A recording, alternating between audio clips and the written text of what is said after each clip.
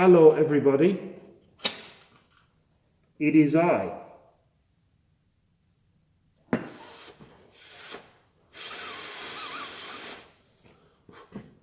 Father Philip, and today I want to talk to you about masks.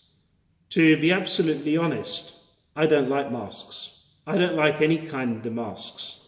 That's why I don't let the children wear masks at the parish Halloween party. And I certainly don't like these masks. And I like to think that I have a good reason for this. The first of them is I don't like the idea that we're all expected or required by law to wear masks in certain places.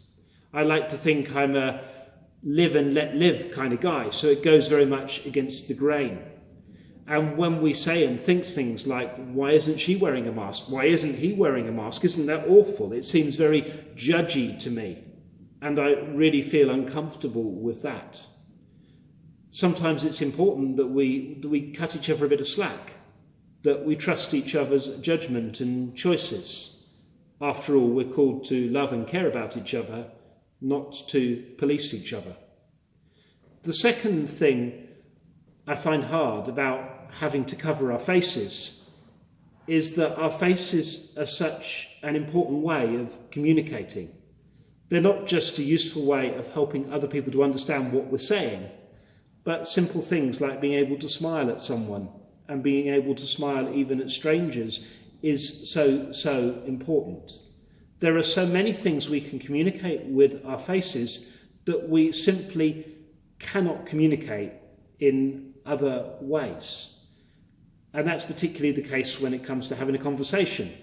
Even those of us without any hearing loss, pretty much all of us, will at some point or other rely on lip reading, particularly in the busy situations in which, ironically, we're most likely to be required to wear masks. And for me as a priest, a lot of my pastoral work is spent smiling at people, especially to strangers in the supermarket. So it's all going to be a little bit more complicated. The third thing that I don't like about masks is maybe the obvious thing, that they're not very comfortable to wear, especially if you have glasses.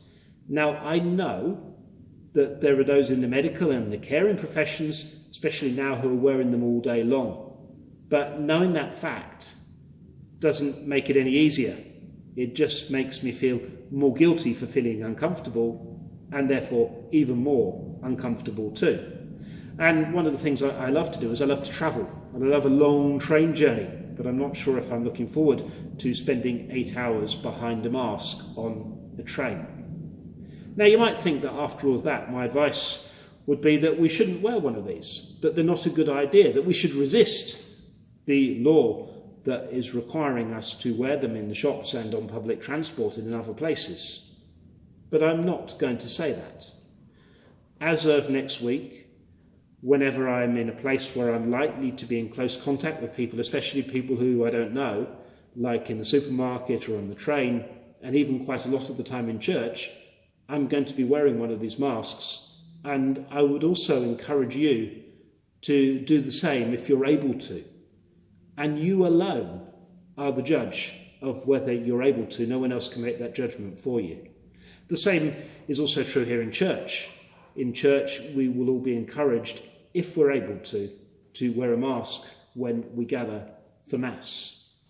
Now, the thing is that wearing a mask, although it's difficult, although it can create its own problems, it's one of the few things that we can do at the moment that can really make a difference. We all know people for who, if they caught this virus, it would be curtains. And to be honest, I'd much rather see your faces in masks than see you next in the crematorium.